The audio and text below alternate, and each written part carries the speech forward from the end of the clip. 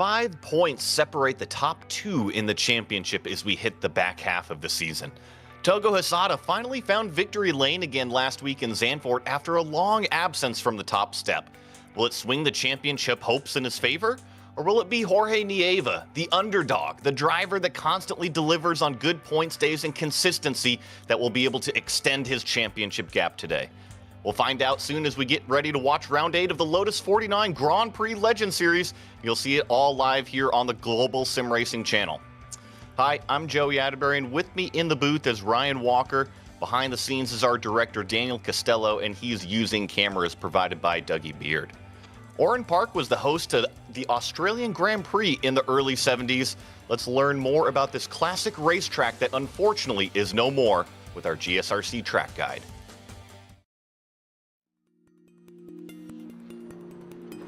Welcome to Oran Park Raceway.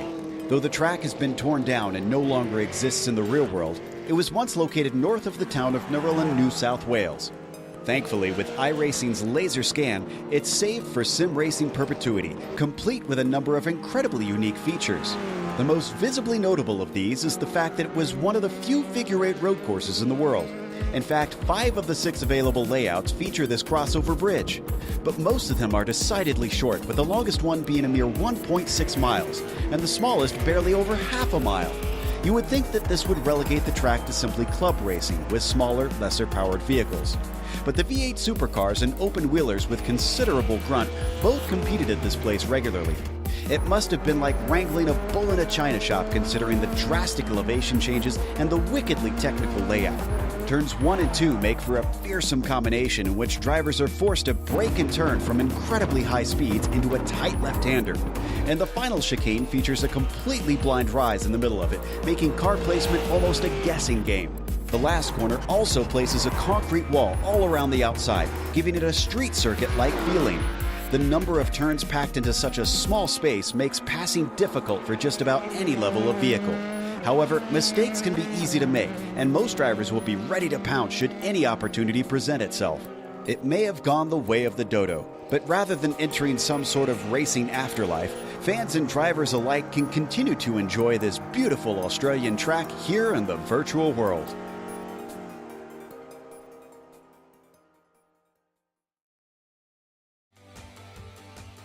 Well, the trend of the tighter technical tracks continues this season, especially with Oran Park, Ryan.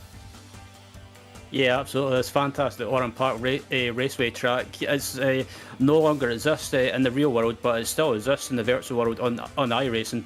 And yeah, this fantastic 1.62 mile track. Yeah, it's pretty difficult to pass around because there's not many passing opportunities. And yeah, it's a bit of a, as I like to call it, a bit of a roller coaster because they're going up, down, up, down, up, down. And then your best passing opportunities, I would say, is down to turn 1, the sweeper, and then into the second left-hander, Coca-Cola. And then after that, it's pretty much you're stuck behind a car. But you can possibly make a move into the hairpin, which is shell corner, if you get a good run. And then after that, you're pretty much stuck behind other cars in that final section. Like I said, it's you're going downhill and uphill, and then downhill and uphill again. So yeah, it can make you a bit Norse's if you like to say that. But yeah, that final corner it can catch you out because you're carrying so much speed. And I think yeah, the name of the game and the aim for this race is going to be patience and timing your moves. If someone in front of you makes a mistake. I got my notes right here. Elevation is definitely going to play a key, just like you heard Ryan say. And we also have the championship here. We've got the F1 and the F2 driver championship. The only thing that's different is the I rating. Right now, it's Jorge Nieva that is leading that current F1 driver championship by only 5 points over Togo Hysata. Seb Tixier is sitting there in 3rd place with Nicola Kaki in 4th. You see those top 4 relatively close together. Then there's a bigger gap down there to 5th place Jack David Spickett. Big shout out to Connor Tolman. This is one of his first series here in the Lotus 49s, and he's representing, doing a great job inside the top 10.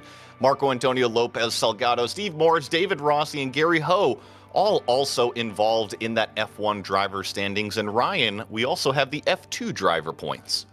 We do indeed in the F2 the F2 driver standings currently being led by Kurt Klapper with a 3-point gap to Jonathan Jourdain in second, with Jan Stefan in third, and then you've got John Van Dorn in fourth, and then Thomas Willerhausen in fifth, and then Robert Pangrazi sixth, seventh is Alan Graham, Jan Metzan in eighth, and then Shunsuke Tashima in ninth. And rounding out the top 10 in the F2 driver standings is Tobias Hermve. So the F2 driver standings is still really close, and it's all to play for. And the Cup of Nations, Spain is currently leading the way with a healthy gap over Singapore. But look at how close those next 4 countries are. Singapore, UK, United States, Japan, they are only separated by 18 points between those 4 countries. Also have Italy, Netherlands, Germany, Sweden, and Austria all represented here with drivers racing in the Lotus 49 series as well. And today's race details the back half of the season, Ryan. Absolutely. So the race details, as you've seen right now on your screen, is this is the 8th round of the 12-round season. And the race length for today is 32 laps, and 32 laps around this Oran Park track, with it being a notoriously short track, is going to feel like an eternity. And it's an open setup, so you are free to make any changes that you want, and there's no fast repair. So if you wreck around here, hit the wall, have a big incident, your race is pretty much done. And then the drive-through penalty will occur at 17x, so you get to that, it's a drive-through penalty, and if you get to 25x, it's a disqualification from the race. Simple as that. You just got to keep the car on the stuff. Don't go banging into anybody else out there on the racetrack, and you should have a pretty good race on your hands. You look at the clock, we've got about a minute and a half left in qualifying currently. It is that familiar face of Togo Hisada that has your provisional pole right now in the number 3 car. Kevin Verbruggen nicely sitting on the front row, but I've got my eye on Jorge Nieva, this driver right here. He has yet to complete his second lap, and he always waits until everybody goes out there, does his lap. It's kind of nice. He gets to see everybody on that standing sheet, kind of know how hard he's got to push it. It's kind of a nice reference point during qualifying. It is, and I think Nieva's decided to back off because he caught the grass slightly heading over the bridge, and I think it might have just compromised his current qualifying lap. So backing up and probably deciding to try and make another attempt if he's still got 1 lap left. So, but I have to say, Joey, Nieva's been someone that's really, really impressed me over the last couple of seasons, because, like we were talking about before we came on air, he was normally around about top 6, top 10 pace, or just outside the top 10, and all of a sudden he's up there leading the championship, and he's been challenging basically the user names like Hisada, for example. It's just been the consistency out of that driver. He has just been so dang good on every single track every weekend. And we have our official starting grid. It is your pole sitter, Togo Hisada. You heard me mention his name, that number 3 car that will be starting up front. Kevin Verbruggen in second place alongside of him on the front row. Jorge Nieva is going to be in third with Gary Ho in fourth. Nicola Kaki, I heard, is not a fan of this racetrack, but starts inside the top 5 with Kyle Ridley next to him in 6th, Jonathan Jourdain in 7th, David Rossi 8th, Ray Oliver 9th, and Gary Quellen in 10th. 11th place is Matthew Maudsley. We have Michael Grisinger in 12th, Robert Plumley 13th, with Juan Rodriguez in 14th, Connor Tolman 15th, with Jose Conde 16th, 17th is Cam Porter, with Alan Graham 18th, John Van Dorn 19th, and Jack David Spickett rounding out the top 20. We got about 5 more cars over on the third page. Tomas Tuba in 21st, Jem Matson 22nd, Mark Briones 23rd, Mats Linden 24th, and then the final of the 25 cars, the number 24, Thomas Willershausen will be starting by himself on row number 13. Taking a look at the weather up here, it's a relatively cool and calm day. I'm only seeing about 74 degrees on the track temperature. Air temp is below 70 ambient, and the wind, nothing too much out there, about 7 or 8 miles an hour. I don't expect it to be really blowing the cars around that much at all. I think the biggest surprise that these drivers are going to be in for is that once they're side by side with all 25 cars, this place gets pretty narrow. We've got the lights on, The revs are up. And we've got a green flag on the racetrack. Togo Hesada gets a fantastic launch, but it's Kevin Verbruggen that does not get going off of the starting line. It is the outside that has the front row. Togo Hesada followed by Jorge Nieva as we enter what is turn 2 Coca-Cola corner. It seems like for the most part, the front 5, maybe even the front 10 are single file. From there on back, it starts to get a little bit busier as we're still side by side heading into turn number 3. That's the number 10 car going up the inside. Robert Plumley trying to make a move as this group is still just in the thick of it. Yeah, absolutely. Plumley tried to make a move into the hairpin and he gets the move done. So Robert Plumley not wasting any time, but they're coming up to the section now, Joey, where it's pretty much difficult to make a move. If someone's run wide and the grass is up, well, it's like Robert Plumley might have run wide, but you come up to that section where you're pretty much pretty much you can't do anything because it's just such a tight section of track. And not only is it a tight section of track, but it's so narrow through there, just going side by side. You're going to lose a ton of time, and especially on the first lap when you're trying to keep up with everybody, it's not what you want. So the end of lap number 1, they're only doing about a minute lap. Oh, the number 12 car. I saw him in the background. That was Juan Rodriguez getting too happy with the right foot coming out onto the front straightaway. You were talking about the elevation throughout this racetrack, especially that final corner. You have a big compression going into it, then it flattens out at the top. Yeah, absolutely. This looks like, someone else is off. That's Jose Conde off in turn 2. So, yeah, some drivers just been caught out by basically the massive speed being carried into turns 1 and 2 and just making mistakes. But looking at 9th place Gary Quaylen at the moment, and yeah, he's had a good start as well inside the top 10, and in front of him he's got David Rossi. So, and they're riding on board. You can see the elevation, Joey, that basically the car. Like I said, it's kind of like on a roller coaster. You're going up and down. It really is. It maybe not have the huge drop that you have to go way up there in the sky like a roller coaster, but everything else, the ups, the downs, the lefts, the right, the S's, it all comes at you so gosh dang fast here at Oran Park Raceway. You really have to be on it as we're getting a view from inside of one of our regular competitors week in and week out. This is that purple number 7 of Gary Ho. We always make a comment on the sim rig itself, and Ryan, I don't know if you've seen this one, but check that out. VR, full motion rig, got the Lotus 49 wheel, got the wind sim blowing at him. It's almost like he's driving the open wheeler. Yeah, absolutely. I was going to say, I've noticed this a few times as well with another driver that's not racing today, Sebastian Tix here as well. He likes to race with the Lotus 49 wheel as well, and it's good to see some of these drivers going with a bit of originality as well, kind of taking it back to that history like the real life cars had with the Lotus 49 wheel, and there's nothing like today with all the gimmicks you've got, like traction control and ABS, for example. You saw just that roller coaster ride as Gary Ho was bouncing around left to right, completing yet another lap. Flicking it over to lap number 4 right here. 32 laps is what we're going to be doing. Togo Hesada setting that purple fastest lap. He's trying to run away from Jorge Nieva up front, but Jorge's doing a good job. Just kind of hanging out there about a half second behind now.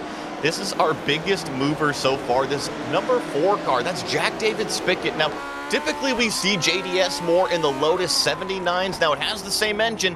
However, those 79s have big aero. They've got big downforce on the front. They've got big downforce on the back and tunnels. But also, JDS has been spending some time in these older Lotus 49s, the 60s and 70s machinery, where the car really just moves around quite a bit more. It's all up to the senses, the mechanical grip. It's always good to have both kind of driver sets in your back pocket. Yep, absolutely, and good to see him as well. It looks like there was a bit of smoke there. But, a couple of cars off. That's Cam Porter, one of the cars involved. Yeah, Cam Porter, and I think it was Jem Matson, I thought was maybe the number 25 car involved. And there's the view. You see the big exhale from Cam Porter in the face. He's back to concentration out there on the racetrack. I think he was just trying to put everything together, but I know that he'll keep on chugging along. That's what Cam does. And one thing I like about Cam as well, when we're looking at his webcam, is he had the traditional GSRC t-shirt on. Always representing GSRC, and also his company Cammy's Garage. He's a incredible woodworker. His JDS makes a late lunge down underneath Gary Quellen, and he moves up into 8th, and that actually leaves the door open for the number 14 car. Remember, I was mentioning Connor Tolman. He's sitting there 6th in that F1 points championship. He's just done that off of extreme consistency. Yeah, he has been on the podium, and I think we got some more action. Yeah, there was actually Jorge Neiva just had a spin as well, and not Jorge Neiva just lost the rear end by the looks of it, and he's lost a ton of places. You are spot on. The car that was running in second place, our championship leader, Jorge Nieva, who we've got on screen right now, had an innocent self-spin, but that innocent spin takes him from second all the way down to 12th place. I can say that he did not make any contact with any tire barrier or anything like that, and now he's got to avoid 2 cars directly in front of him. That was Ray Oliver and Robert Plumley, but thankfully Nieva was able to get around, so he picks up 2 immediately. Not the most efficient way to get around them, but he's got some more work to do. Yeah, and this is the thing with Jorge as well. He can't afford to start overdriving, making silly mistakes. He's just got to keep a cool head and just get back into that rhythm and just try and salvage the best result as possible. But back up towards the front, looking at Kevin Verbrogen as well, right in front of him, he's got Gary Ho, and putting him under huge pressure, and he's got a run down the straight. Can he try and make a move into turn 1? I don't think he's not close enough, but good to see Kevin having a great run nevertheless. Yes, that front straightaway needs to be a little bit longer every single time in order for those drivers to really capitalize on that slipstream and be able to make the late lunge into the brake zone. But I was going to say that Nick Lakaki, the lead car of this trio that we're watching, I'd gotten a note that says that he absolutely hates this racetrack. He qualified, I think, 5th or 6th. Now he's sitting here running in 2nd place. So I think that he's going to be extremely happy with where he's currently sitting. Just got to put the rest of the race together. And that's easier said than done, especially when you got the likes of Gary Ho and Kevin Verbrogen literally just filling up every single mirror you've got. Yeah, it's what Oran Park is one of those tracks that some drivers like and some drivers don't like. But as we've got a replay coming up, Cam Porter, it looks like, has had another issue by the looks of it, caught the grass, and had a similar mistake to what Jorge Nieva had. Just caught the grass, and it's put the car on a spin or a half sideways moment.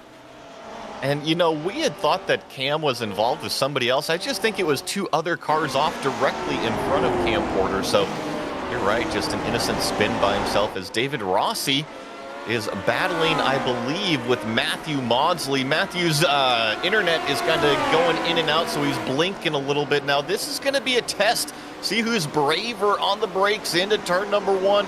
Looks like the number 11 is going to slide into conveniently 11th place ahead of Matthew Maudsley. So this battle is going to continue to rage on. A little bit of a cork in the bottle as we're going to get another replay. This is what happened to Jorge Nieva. Remember, he was chasing Togo Asada, our leader. And up through this section, just loses the rear end of the car. Now, Ryan, I didn't see him clip the grass there, but it also could have been from an aggressive downshift and not matching those revs.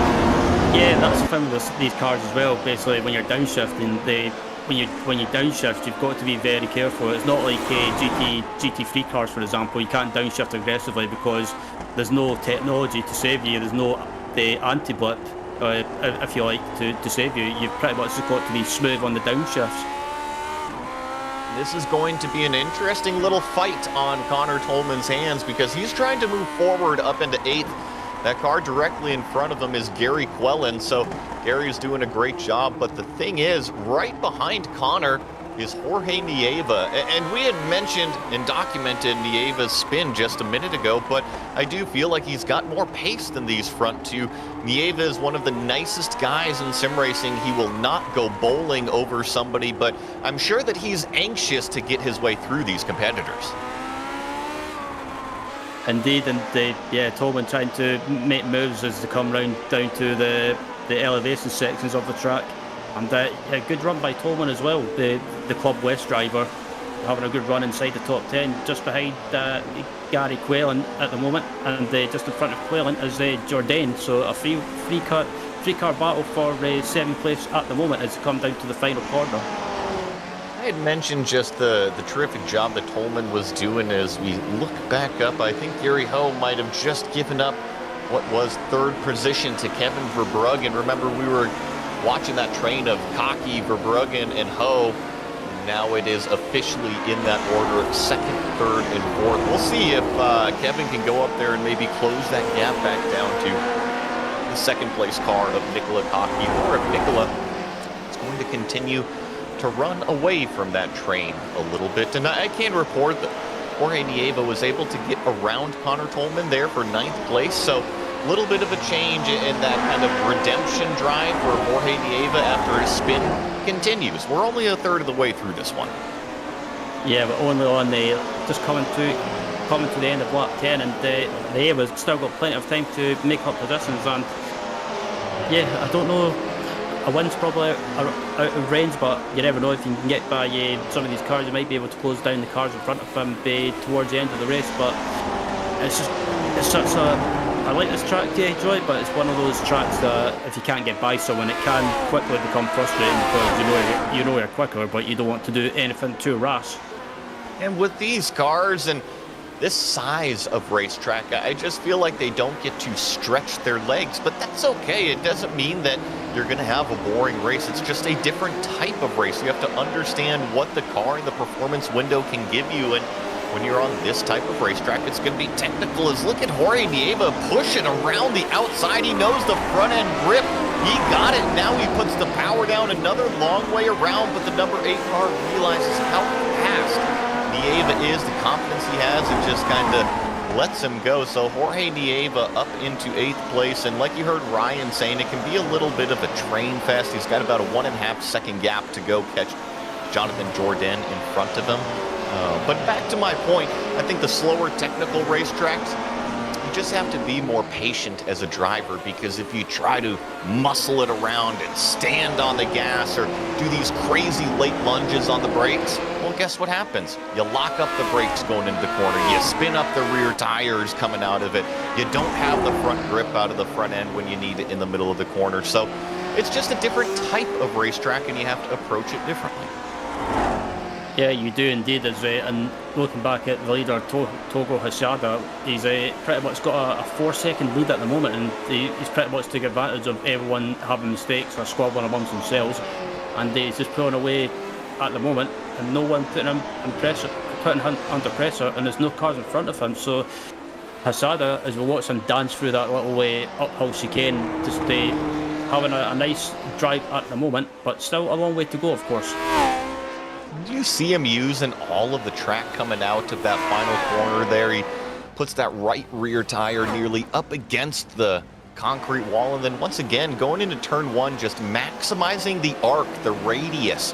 He was all the way driver's right to just open up the entry as much as he possibly could. This is what Togo Hisada does. I talk about him every single week, that he's so comfortable. And when you're comfortable inside of a car, well, guess what? You can put it anywhere on the racetrack. Nowhere scares you, and you can make those moves that Togo Hisada does. Yeah, and Jorge Nieva is close right up to the back of Jourdain in front of him. So, yeah, Nieva, I think he's a bit fired up after that mistake by him, but he's putting on a great recovery drive at the moment. Makes a move up the inside into the hairpin. So Jorge Nieva gains another position up to 7th place. I think that if Nieva can salvage this maybe up into the top 5 or so, you never know when the drivers are going to use their drop weeks, or if they're not going to show up in this, call it 11-week or 12-week season. So you just kind of have to perform as best as you can every single time you're out here. And I do think that if Nieva can grab a few more positions, it'll at least salvage the points day, just in case he has one of those terrible days where you have a crash and don't finish the races. We continue to watch Connor Tolman back here. This has been the battle for what is 9th, 10th, 11th place. It's kind of shuffled around a little bit depending on where cars are running, but one thing has stayed consistent. Connor has been on the back of Gary Quillen. He has indeed, and I've been watching Tolman for a few laps as well, and just watching the body language of him. He's not driving aggressively, he's not wrestling or being overly aggressive into every corner. He's just being nice and smooth and just kind of just playing that waiting game at the moment and just waiting to see if Colin in front of him will make a mistake. But at the moment, it's been a great battle between both these cars, and apart from that, the field's been pretty much spread out as it stands. Up over the Yokohama Bridge, one of the cooler sections. We don't see very many tracks with, call it the figure 8 style. You know, probably the most famous one that we all know of is Suzuka there in Japan. As we check in on the number 9 car, this is a replay that's up over the bridge, coming around turn number 6, and I don't think that he was expecting it to be 3 wide at the exit there. A couple of cars having some extracurricular activities, and Ray Oliver went for a ride, didn't he? Yeah, just it's such an easy thing to do around this track, and just because some parts of the track are really tight, it's easy to get involved in an incident and make a mistake as well around that section. As it looks like Thomas trying to make a move around the outside. Can he get the move done? Gets a great drive on the outside, and you'll have the inside line for the second hairpin, but Quellen's not making it easy. Quellen walks up slightly, and Tolman takes a position. An excellent move from that green and gold number 14 car. He went around the outside, put Gary Quellen in a bad place, and then Gary had that lockup going into what was turn number 3. So move Connor Tolman up inside of the top 10 now. Remember, I had said he had, I believe it was Nürburgring that he finished on the podium, and then he's just had good consistency inside the top 10. He's had a few races not go his way, but this one looks like it's shaping up to be a good one. And I mean, he's moved up 6 positions from where he started. It's not our biggest mover of the race so far, but now that he's got a clean visor in front of him, nothing but clean air, we'll see if Connor Tolman has a little bit more pace than that kind of turquoise number 8, or if they're going to stay together as a pack. As we check back in on our top 3, this is Kevin Verbruggen up front. Yeah, but it looks like he's starting to close that gap on Nicola Coche as well. And I think if Kevin holds on to the position where he is at the moment, I believe this might be his best result of the season. But it's been a great run by Kevin, and he's another one that I've really kept an eye on in the series. He's season by season has been slowly improving and getting closer to the front. And his coach gets a bit sideways down the home straight, just getting a bit of a wiggle. Mick Claridge had given me that info that Kaki did not like this Oran Park Raceway. So maybe he is just kind of struggling with it in what I call the meat and potatoes section, because you look at the lap counter, we've just passed halfway, folks. So we're right smack in the middle of the race. You really got to focus right now. It's so easy to lose that concentration, maybe think about, oh, well, what's good for lunch, you know, or maybe I need a sip of water or something. All of a sudden, you miss the brake marker going into turn 1, or you miss that apex a little bit in turn 3, and it pushes you off the racing line. That's why you need to stay focused at all times in the race. It's so easy to slip up and just make that little mental mistake. Indeed, and you might think at Oran Park, well, it being a short track, you can't afford to kind of just take it easy, but I actually find from my experience, Joey, if you start backing off or just take it slightly easy, your focus and your concentration just starts to waver, and that leads to mistakes. I 100% agree. The easiest way to think about it is a math equation, right? If you can put your 1 + 1 = 2, that's your lap. Well, guess what? If you start to drive slower every lap, you've got 1 + 1 + X. It's just adding a variable. Every single variable that you add, it's just something else you have to think about in the lap. And Ryan, you're 100% right. As soon as you start to think about other stuff, that's when your concentration can go out the window. The great drivers, well, guess what? They can manage everything that's thrown at them outside of the cockpit, inside of the cockpit. They can handle it all. As we watch Cam Porter. Remember, Cam had that spin very, very early on. This is a nice comeback drive. He's right behind Michael Grissinger in that blue and red number 18 car.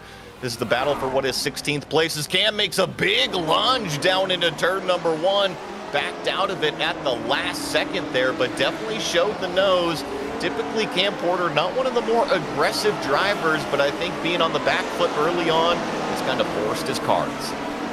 Yeah, it's pretty much just forced him to try and get a little bit of his elbows out, because Yeah, I think also that mistake by him as well is he's probably feeling slightly frustrated by that, so he's on a bit of a combat drive, and they put in the Michael Grinziger in front of him under huge pressure, as it looks like they've got a GSRC replay coming up, as it looks like Koch has got sideways and has to take a evasive action across the grass. That was in the same area of the racetrack that we saw Cam Porter spin earlier.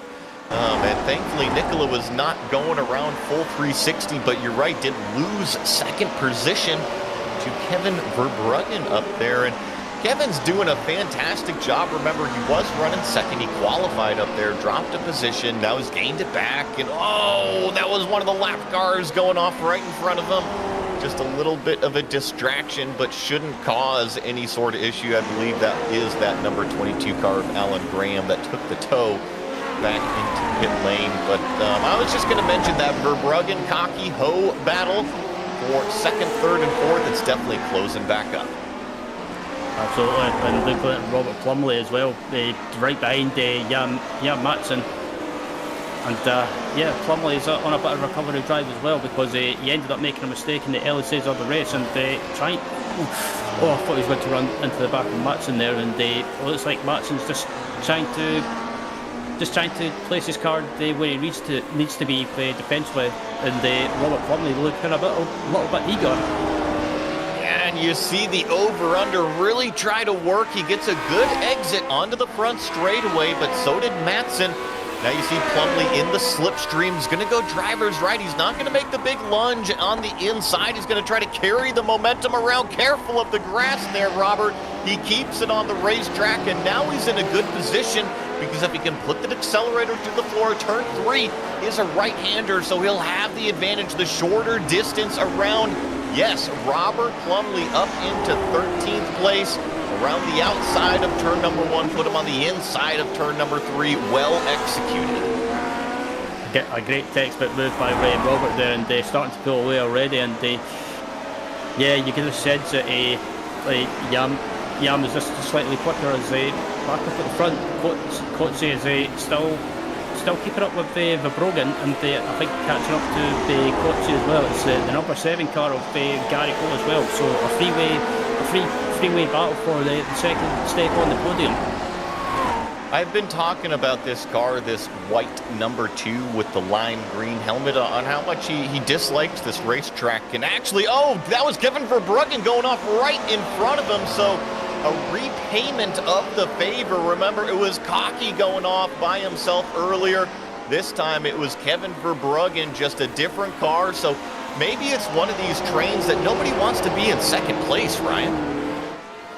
Yeah, I was about to say, you beat me to it. It looks like no one wants to finish in second, and the same mistake we saw from Coach a few laps ago, it happened to Kevin Verbruggen as well. So yeah, it looks like yeah,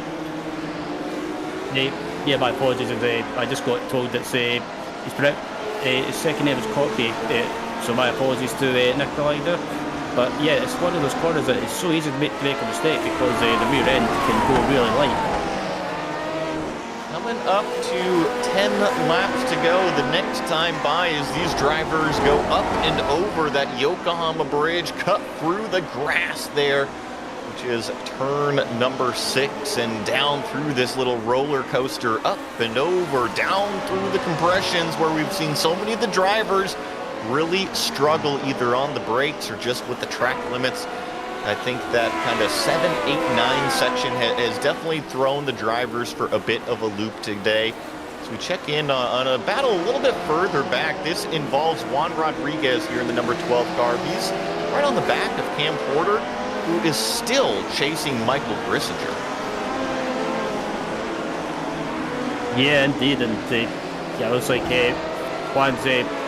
Juan's caught up to these guys really quickly, and Cam's not being able to do anything about Michael. So I wonder if Juan will take the opportunity and try and make a move as quickly as possible. I was a little surprised when I said Cam Porter there, because just judging the aggression level on how he was driving, I thought he was going to be able to make a move on this number 18 a little bit sooner than what has kind of been apparent here. So we're going to see if maybe the pressure from this bright green driving suit, he's even got the bright green lap belts, the seat belts to go along and match it here. Maybe that will force Cam Porter to say, hey, you know what, I need to get a move on, make this move for 16th place, maybe be even more aggressive, force Grissinger off of the racing line, maybe just that little bit to try to get that position. There was that another big late lunge into turn number 1, but I just don't feel like the brake zone's big enough, and something I didn't notice. Look out, here comes our leader, Togo Asada, making his way through the lap cars. Yeah, absolutely. And Hasada's got around about a 9-second lead now, so he's pretty much just been on dominating form at the moment. And coming up through the back markers already, so he hopes that he get out of the way as quickly as possible, and what's to do. And Hasada not being held up, probably lost about maybe 2 or 3 seconds, but he's got a comfortable margin at the moment, so he doesn't need to worry too much.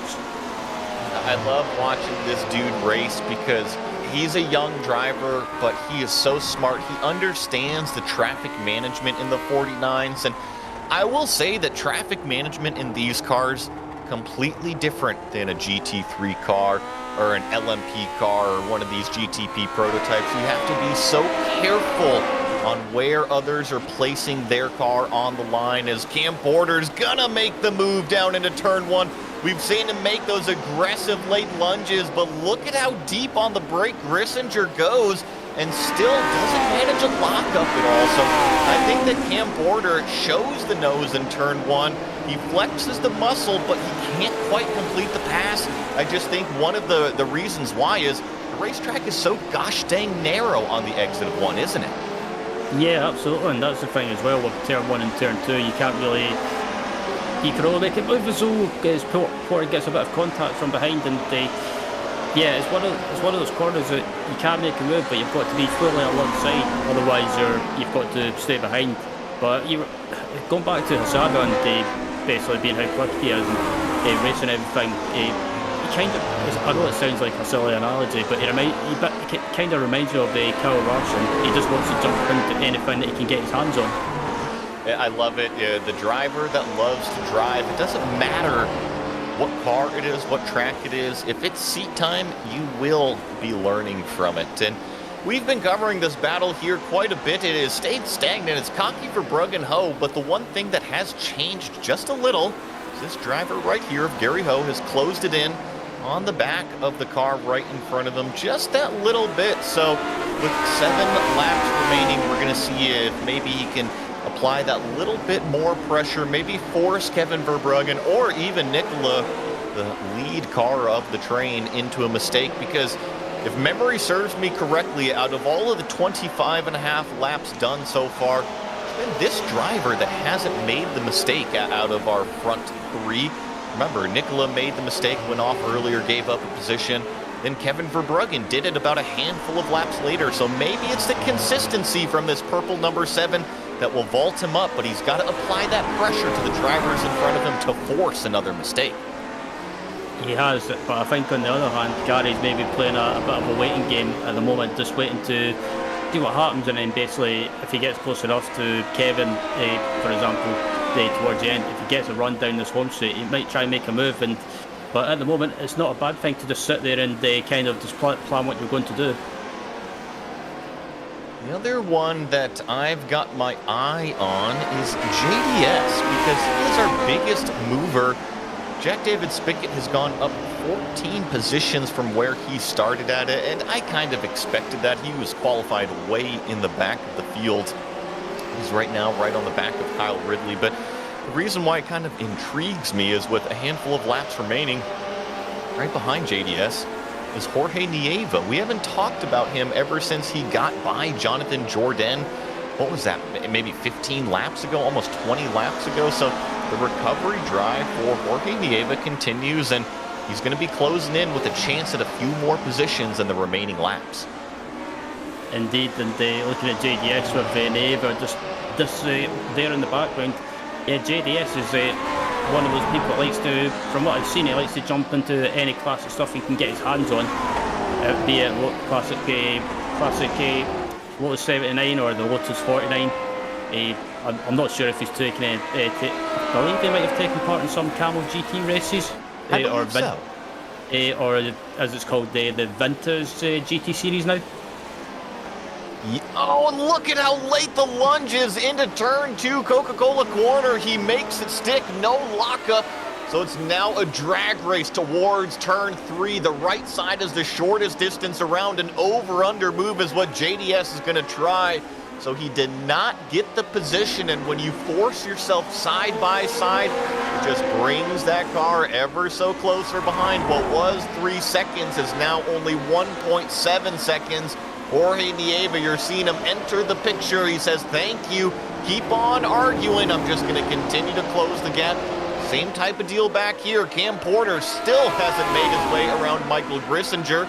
That's going to bring Juan Rodriguez just an ever bit closer. I do think that Cam has this nice move going down into turn 1, so call it a defense or an offense depending on how you look at it. But turn 2, the number 12 car looks to the inside, can't complete the pass, and I think Cam Porter will hang on to the position for now. And just in the background there, the battle for second place is just coming up to this battle as well. So, and it looks like Gary Hogue got by Cloppy as well. So, Gary Hogue eventually got by. You're right. So, no, that was another change of position. So, Nicola Kaki must have had a problem somewhere that we missed. Falls from second all the way down to 4th place as JDS finally made his move around Kyle Ridley. So Gary Ho in 4th place is now going to be applying the pressure to Nicola Kaki. See what can happen out of all of this, but we had mentioned the mistakes out of both Verbruggen and Kaki earlier. Apparently, that number 2 car also had an issue. This is Jorge Nieva. He finds himself behind Kyle Ridley, the car that JDS just managed to get through. Wow, look at him jump over those roller coaster S's into the compression, into that last corner. Got to catch the rear end. Wow, Nieva's really driving this thing on edge, isn't he? Yeah, I was about to say, he's absolutely driving the wheels off it, and he's not hanging around. And I think it'll just be a matter of time before he gets by Ridley and Pickett, sorry. So I think, definitely Nieva, if he keeps going the way he is, he could be on for a top 4.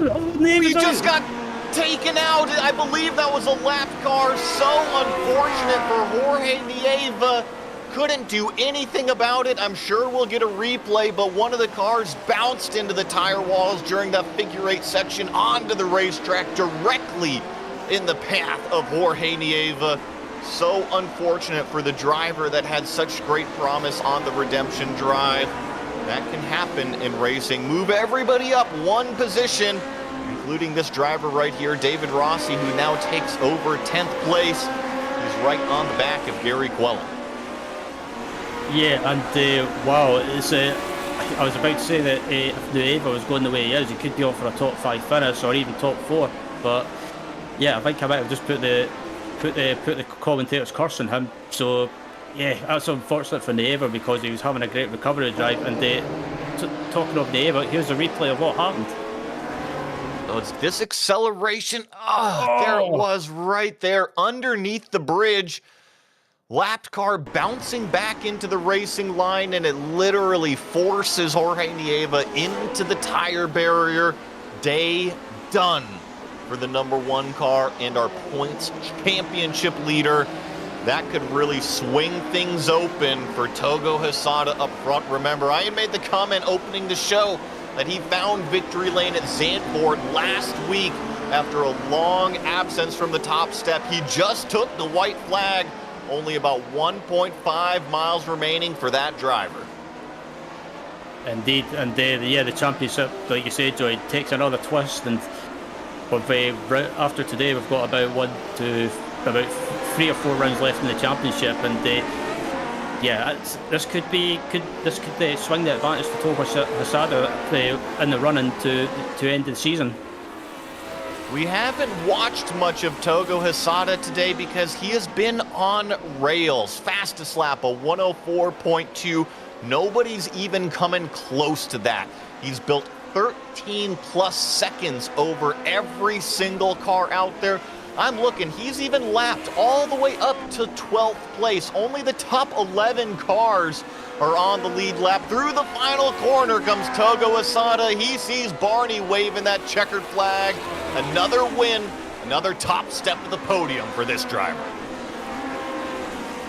Absolutely, and the Club Benelux driver, Kevin Verbruggen, is going to come across the line to finish in second place, and a well-deserved podium for him, his best result of the season.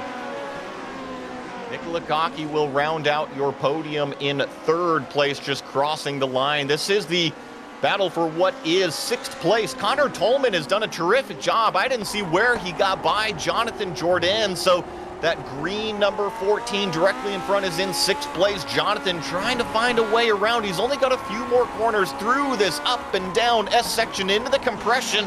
Can he force Tolman into a mistake coming out of the exit? Jonathan drove it in a little bit too deep himself.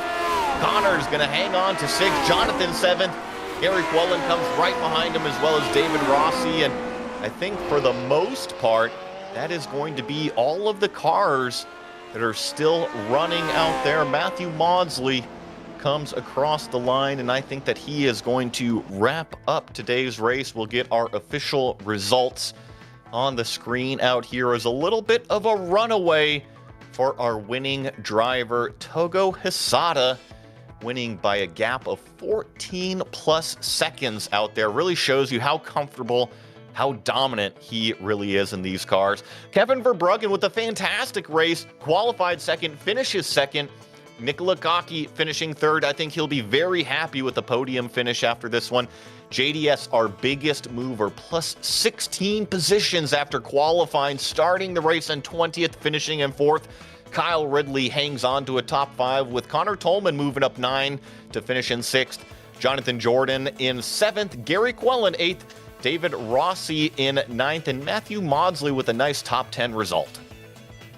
Indeed, and the finish in 11th was Gary Ho with Robert Plumley in 12th, and then Thomas Tuba in 13th, with Cam Porter in 14th, with Juan Rodriguez in 15th, Michael Grinziger in 16th, with Jan Metzan in 17th, Mats London in 18th, Thomas Willerhausen in 19th, and rounding out the top 20 was Mark Brions. And then, unfortunately, the last page is going to bring up the DNFs. Jorge Nieva did not finish today's race. Jose Conda did actually finish. He saw the checkered flag, albeit 3 laps down, but then everybody else, John Van Dorn, Ray Oliver, Ellen Graham, unfortunately did not finish today. So, Ryan, I got to ask you, we thought it was going to be a little bit of kind of a one-lane racetrack. Now, passing was tough, but it forced everybody into a few mistakes, didn't it? Yeah, Oran Park's one of those tracks where if it goes according to plan, it's a rewarding racetrack. But we've seen quite a few mistakes today, and unfortunately, some drama going on towards the end with Jorge Nieva, one of the championship contenders, being caught up in a big incident with one of the back markers, and that could be a deciding factor in the championship. It really could be. This could have been a big momentum shift, definitely in the championship. Wind in the sails, call it, for Togo Asada. I think that Ryan Walker has caught up with our third place finisher, Nicola Gocki. Yeah, absolutely. And then Nicola finishing in third place, and first of all, that battle with you, Kevin and Gary, was fantastic to watch. How was that from your perspective? Yeah, it was a lot less fantastic to be there, actually, because in this track you cannot really race decently anyway. So it was just like a game of who's the last to do a small mistake, and you have to pass it there, because there is no way to pass here. And just like Jorge, just like I did many mistakes, Kevin did mistakes.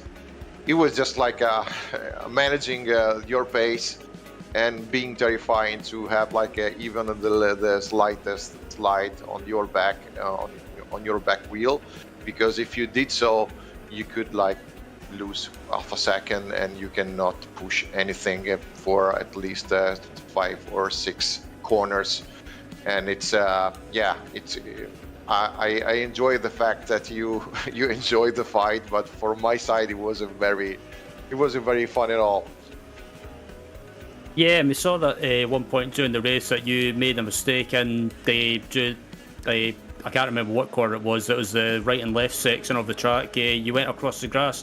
How was the car around this Oran Park track? Did you find it rewarding? Did you find it difficult, or was it just a case of just trying to keep it on track? You know, sometimes you got on a track on a weekend and you just like go straight to the right path, and sometimes it doesn't happen that you just like trying to figure out the setup, the line, the reference point, and you struggle from the first day, and that's what happened here. So for me, the car was absolutely awful to drive.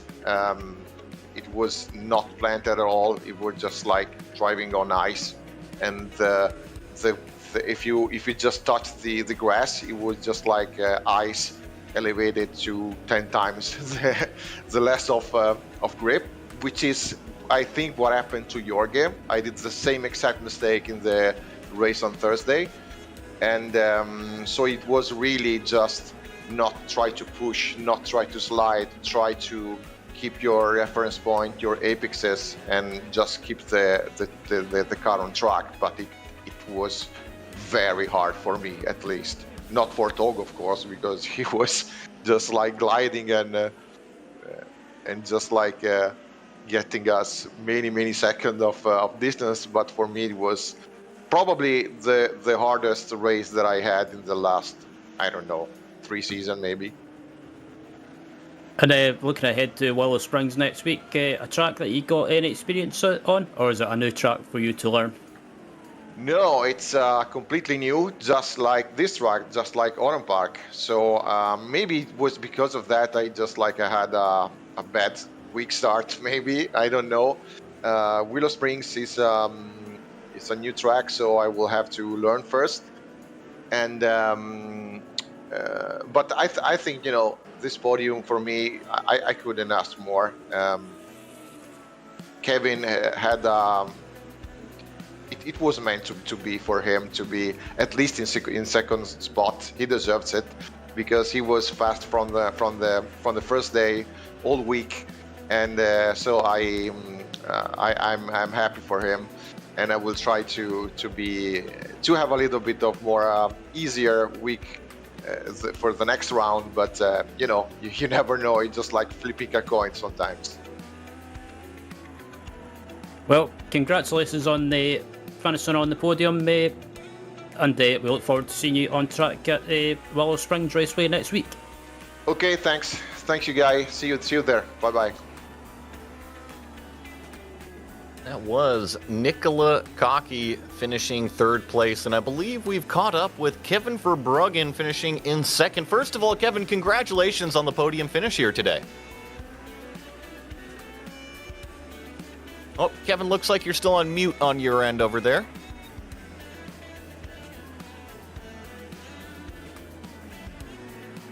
Looks like we're going to get Kevin's microphone figured out here real fast, see if we can get him in here for an interview. Looks like we're getting it all worked out. He did finish in second place. As you see, what's on the screen right now is the highlights of the race going through. And Kevin, I was just going to say congratulations on the second place finish here today at Oran Park. Thank you. Yeah, I'm very happy with the result. Yeah, that's my best so far. I must say, I didn't really, even though I was second in the quali, of course, I didn't really expect to be close to Nick, considering we did some races earlier in the week, and he just rocketed away in that one. So, yeah, no, this is amazing.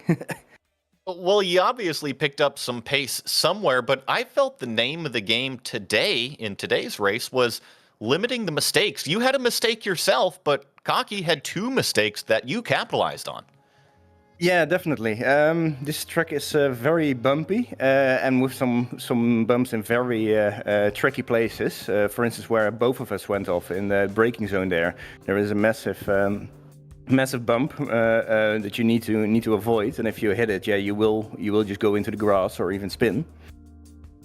But well, is this going to be positive momentum for you, Kevin? Because we always see you coming in here. You've been improving all the time. Here you are on the podium getting the interview. Willow Springs and a lot of other racetracks still to come. Is this the wind in your sails? I really hope so. Yeah, I do have the momentum right now with the second podium of the season, if we count Silverstone, of course, which was sort of unofficial. But yeah, I'll see what I can do in the future. Of course, Togo was still in a class of his own today. He was, 14 seconds up the road. So I will need to find some pace compared to him in the future races. But yeah, anything can happen, so you never know. Well, I just want to say, keep up the hard work. The results are definitely showing off. Like you said, another podium here, and we've been watching you. And thank you for coming out and racing with us. Thank you for having me. That was Kevin Verbruggen driving that blue number 6 car today, finishing in second place. And I believe that Ryan Walker has caught up with our race winner, Togo Hisada. I have indeed. And first off, Togo, congratulations on the win. Thank you very much. Yeah, how did you feel that race went for you? I mean, yeah, everyone else was fighting behind you, and you just pulled away and they pulled up a really big gap. So what was the plan? But was it just keep it on track, or were you pushing every lap? Yeah, just keep on track and not too looking about the relatives. Too looking about the mirrors. I just focus in my apex and trying to run with the 85-19% push and just trying to take the checker track. Yeah. And we saw you coming through or going by back markers as well. Did you have any issues? Did you have any problems? Yeah, no problem with that. The Lotus 49 community is very small, and we know each other. So just like a friends. Every week we race with you with everyone. So just very the lap guys very kind and make me some left me a line, enough line. So that's just no problem about that. And then also one of your championship rivals had issues in the closing stages with unfortunately Jorge and Eva being caught up with a back marker. What was your approach as soon as you found out that Jorge had issues? Was it just get the car to the finish and take the points? Yeah, just I'm sorry to hear that. Same things happened for me in the Misano round a couple of weeks ago. So just sometimes happening, but and the next week in the Willow Springs, and then the Daytona road course coming. So just both rounds is very high speed, and could be pack racing. So just not enough to not easy to running away from everyone. So just I take the point today, but just still it's not safe gap. So just focused on the next week. And talking of Willow Springs Raceway, have you got much experience, or is this will it be your first time racing that track with the 49?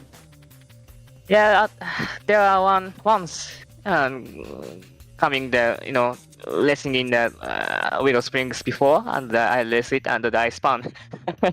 I spun down 4 or something. Just in the middle of the day. So I know I'm not good at track at least. So just but the good thing for me is just my university's first semester ends this week. So there's summer vacation for me until the middle of the September. So I have plenty of time to practice. So just practice and take the victory. I hope to take the victory again in the next week. And any shout outs or thank yous you want to give? And the Lotus 49 community, and my families, and of course there's GSRC broadcast team. Well, again, congratulations on the win, Togo, and look forward to seeing you on track at Willow Springs next week, where hopefully we see you on the top step again. Thank you. That was our race winner, Togo Hisada, finding victory lane 2 weeks in a row on 2 different continents. That's going to do it here for us today on GSRC. Thanks to the team today, Daniel, Ryan, Christian, and Dougie. Make sure to check out our social media, website, and merchandise store. Don't forget to subscribe to our YouTube channel as well so you don't miss a moment here on GSRC. Next race for the 49s will be Willow Springs, like you were hearing Ryan saying, just a week from today, Saturday, August 9th at 9:30 a.m. Eastern. Be sure to check out all of our other broadcasts listed here. Up next today is the IMSA Vintage Series. If you like multi-class racing, go watch them here in a little bit. Phillip Island at 1 p.m. Eastern. Also on the Genesis Extreme Network, we got some R Factor 2 racing coming from Sonoma a little bit later as well at 2:15 p.m. Eastern. Until next time, race clean, race hard, and we'll see you on the track.